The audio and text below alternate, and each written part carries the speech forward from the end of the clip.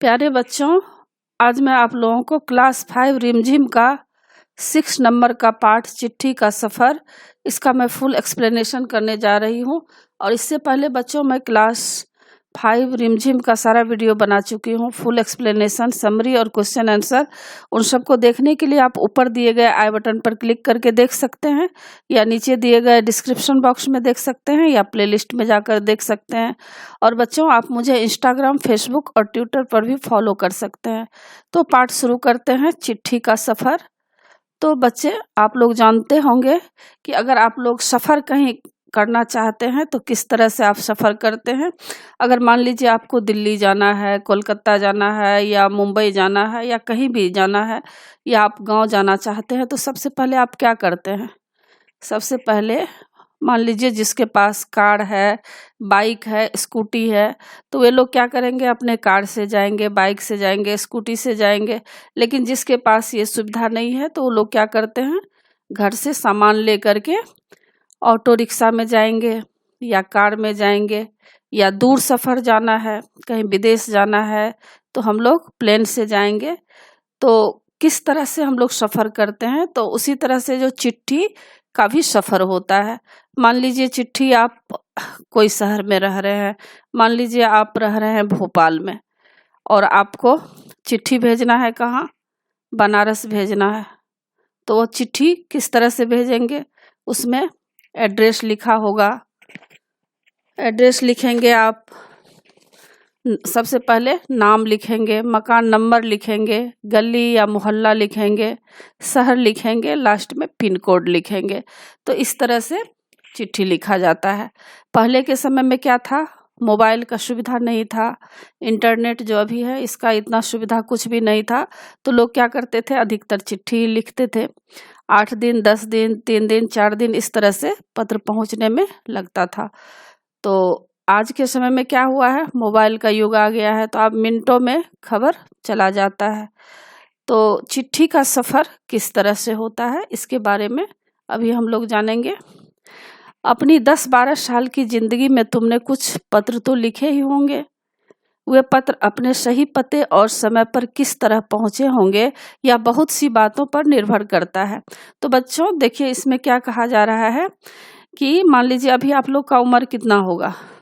अभी मान के चलिए कि 10 साल, 8 साल या 12 साल का उम्र तो होगा। तो कुछ न कुछ किसी को आप लोग पत्र तो लिखे ही होंगे। तो ये पत्र अपने सही पते और समय पर किस तरह पहुँचे होंगे, तो उस पर सबसे पहले क्या लिखा जाता है? सही पता आपको लिखना होगा। तो सही पता कैसे लिखेंगे? जैसे कि आप सबसे पहले अगर पत्र लिखेंगे तो उसमें सबसे पहले किसको आप भेज रहे हैं उसका नाम देंगे, फिर मकान नंबर देंगे, गली या मोहल्ला ये लिखेंगे, फिर किस शहर में आप भेज रहे हैं शहर का नाम देंगे, और लास्ट में पिन कोड होता है। तो यह सब लिखना पड़ता है। तो इसीलिए इसमें कह रहे हैं कि अपनी 10-12 साल की ज़िंदगी में तुमने कुछ पत्र तो लिखे ही होंगे। वे पत्र अपने सही पते और समय पर किस तरह पहुँचे होंगे, ये बहुत सी बातों पर निर्भर करता है। जैसे कि चिट्ठी किस स्थान से किस स्थान पर भेजी जा रही है, संदेश पहुंचाने की कितनी जल्दी है। मान लीजिए अगर आपको बहुत जल्दी समय पर पत्र पहुंचाने की है तो स्पीड पोस्ट कर सकते हैं, कुरियर कर सकते हैं। तुमने पूरा और ठीक पता लिखा कि नहीं, यह भी आपको देखना है कि आपने जो पत्र लिख रहे हैं वह पूरा पता जो है ठीक ठीक आप लिखे हैं कि नहीं। तुमने उस पर डाक टिकट लगाया है कि नहीं। पत्र जो होता है बच्चों, उस पर डाक टिकट भी लगाया जाता है। अब प्रश्न उठते हैं कि आखिर चिट्ठी पर डाक टिकट क्यों लगाया जाता है। तो यह प्रश्न आप लोग उठा सकते हैं बच्चों, कि मम्मी पापा या किसी से भी आप पूछेंगे कि चिट्ठी पर डाक टिकट क्यों लगाया जाता है। तो बच्चों, डाक टिकट इसलिए लगाया जाता है क्योंकि चिट्ठी भेजने वाले जो डाकिया होते हैं तो उनका सफ़र होता है, एक शहर से दूसरे शहर जाते हैं, तो उसमें खर्च लगता है। तो इसके लिए उसमें बहुत सारे लोग काम करते हैं, तो इसके लिए डाक टिकट लगाया जाता है। दूसरा, पूरे और ठीक पते से क्या मतलब है? मतलब पूरा पता अगर आप ठीक से नहीं लिखेंगे, गलत लिखेंगे, तो वह चिट्ठी नहीं पहुंचेगी। तीसरा, जरूरत पड़ने पर संदेश को जल्दी कैसे पहुंचाया जाए। अगर मान लीजिए आपको बहुत जल्दी कोई पत्र भेजना है तो आप क्या करेंगे, कुरियर करेंगे या स्पीड पोस्ट होता है ये करेंगे। तो इस तरह से आप कर सकते हैं। एक तार भी होता है जिसको तार बोला जाता है, तार से भी बहुत जल्दी स्पीड में खबर पहुंच जाता है। चौथा है स्थान बदलने से चिट्ठी के पहुंचने पर क्या असर पड़ता है। मान लीजिए किसी का ट्रांसफ़र हो गया और आप नहीं जान रहे हैं कि फलाना आदमी जो है जहाँ रहता था वहाँ आप पते पर पत्र तो भेज देंगे, लेकिन अगर वह कहीं और जगह ट्रांसफ़र होके चले गए हैं, रहने के लिए चले गए हैं या भाड़ा लेकर मान लीजिए कहीं रूम ले लिए दूसरे जगह चले गए, तो वह चिट्ठी नहीं पहुँचेगा। इनमें से कुछ सवालों के जवाब शायद तुम्हारे पास हों, मतलब आप लोगों के पास यह सब जवाब हो सकता है।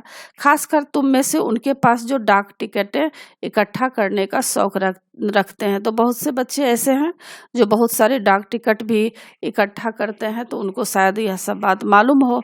इन सवालों के जवाबों के लिए जरा नीचे दिए गए लिफाफों को गौर से देखो, दोनों पतों को दी गई जगह में लिखो। तो देखिए बच्चों, यहाँ पर आपको लिफाफा दिया गया है, तो आप देख सकते हैं किस तरह से यहाँ चिट्ठी लिखा गया है।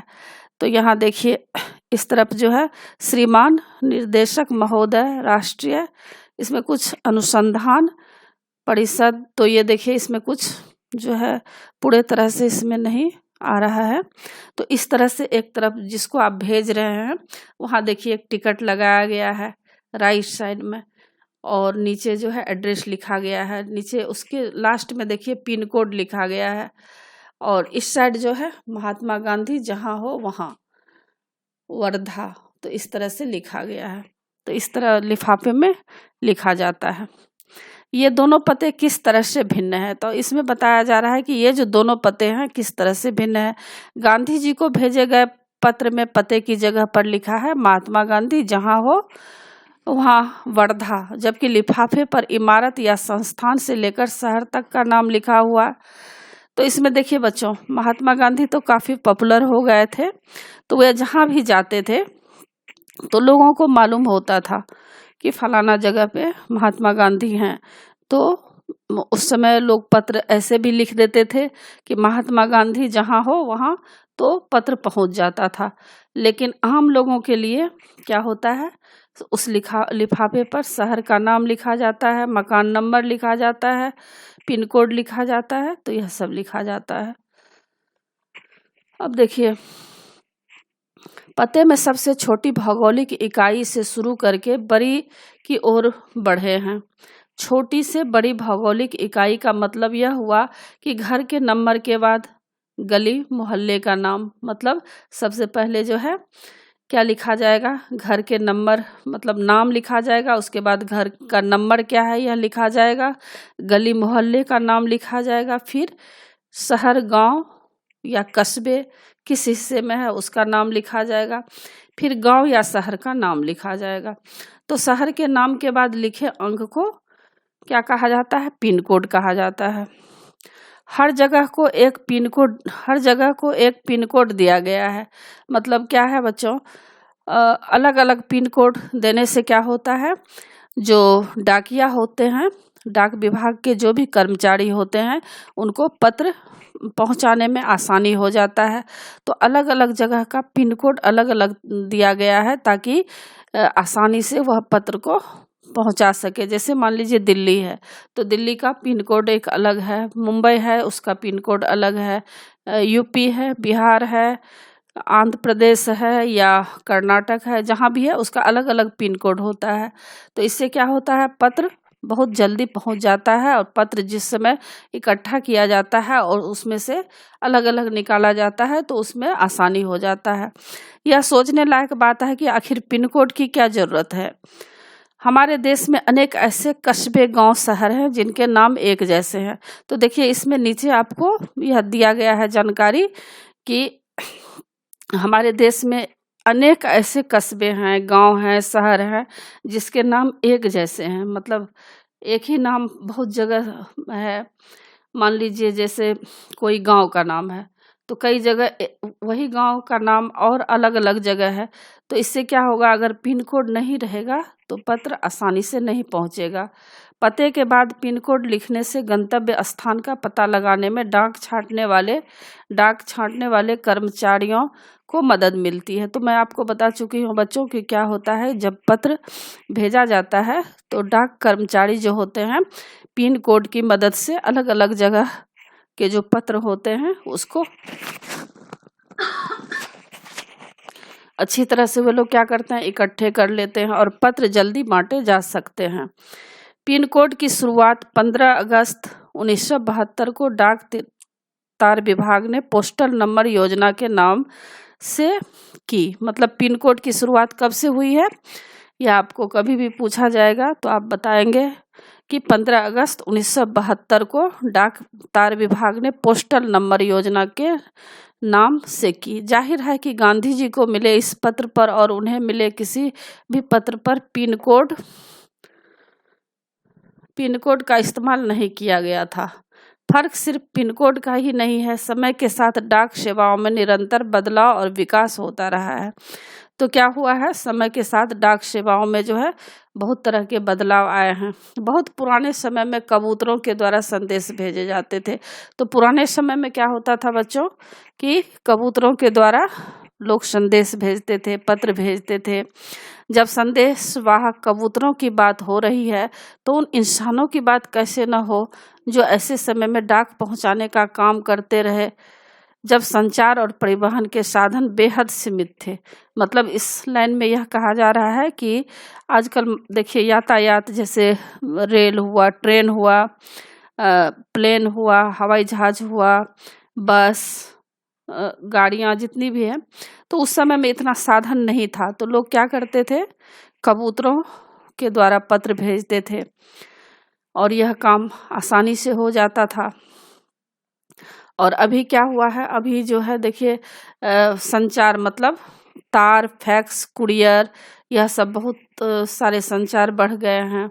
परिवहन का साधन मतलब देखिए बस, कार, ट्रेन, हवाई जहाज, यह सब हो गया है। तो अभी के समय में आसानी हो गया है, पहले यह सब नहीं था तो बहुत मुश्किल होता था पत्र पहुंचाने में। तो लोग क्या करते थे, कबूतरों के द्वारा ही पत्र पहुंचाते थे।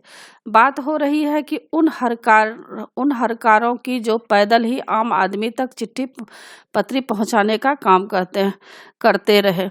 मतलब हरकारों बोलते हैं, पैदल यात्रा करने वालों को हरकारे बोला जाता है। तो पहले के समय में क्या था, चिट्ठी पत्री भेजने का काम यही हरकार लोग करते थे। राजा महाराजाओं के पास घुड़सवार हरकारे हुआ करते थे। हरकारों को न सिर्फ हर तरह की जगहों पर पहुंचाना होता था बल्कि डाक की रक्षा भी करनी होती थी। तो ये लोग जो पैदल जाते थे तो इन लोगों को बहुत तरह की मुश्किलों का सामना भी करना पड़ता था। कभी कभी जो डाकू लुटेरा रास्ते में मिल जाते थे या जंगली जानवर मिल जाते थे तो क्या होता था, यह भी डर बना रहता था। तो यही बोला जा रहा है कि डाकू, लुटेरों या जंगली जानवरों की चपेट में आने का डर हमेशा बना रहता था। आज भी भारतीय डाक सेवा दुर्गम व पहाड़ी इलाकों तक डाक पहुंचाने के लिए हरकारों पर निर्भर है। और आजकल भी देखिए ऐसे जगह हैं जहां पर हरकारों के द्वारा ही पत्र पहुंचाया जाता है। जम्मू कश्मीर के लद्दाख खंड में पदम जैसी कई जगह हैं जहां हरकारे डाक पहुंचाते हैं। तो जम्मू कश्मीर के जो लद्दाख है वहां पर देखिएगा अभी भी हरकारे जो है डाक पहुंचाते हैं, मतलब पत्र पहुंचाते हैं। आजकल तो संदेश भेजने के नए नए और तेज साधन आसानी से उपलब्ध हो गए हैं। आजकल के समय में क्या हो गया है, संदेश भेजने के लिए नए नए साधन का इस्तेमाल लोग कर रहे हैं। डाक बांटने में हवाई जहाज, पानी के जहाज और जाने कौन कौन से साधन इस्तेमाल किए जा रहे हैं।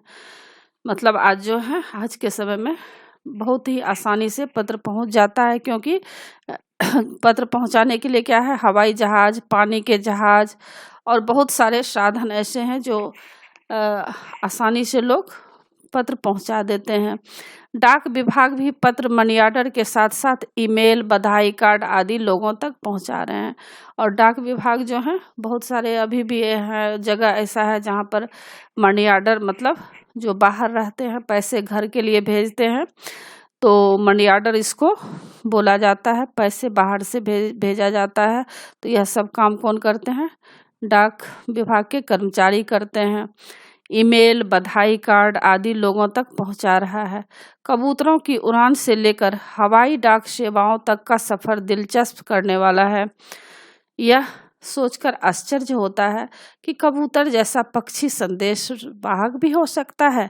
अब कभी कभी आश्चर्य यह होता है कि कबूतर इतना समझदार कैसे हो गया कि एक जगह से दूसरे जगह जो है संदेश वाहक बोला जाता है, समाचार पहुंचाने वाला। तो किस तरह से कबूतर एक जगह से दूसरे जगह पत्र पहुंचा देते थे।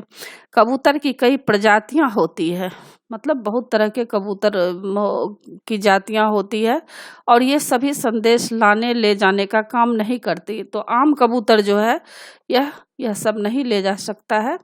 गिरहबाज मतलब इसको कलाबाज या हुमर वह प्रजाति है जिसे प्रशिक्षित करके डाक संदेश भेजने के काम में लाया जाता है। तो देखिए बच्चों, अगर आप लोगों को कोई यह पूछ दें कि कौन से कबूतर होते हैं जो पत्र पहुंचाते हैं, तो आप बोल सकते हैं कि गिरहबाज या हुमर कबूतर ऐसा होता है जिसको लोग ट्रेंड करते हैं, ट्रेनिंग देते हैं।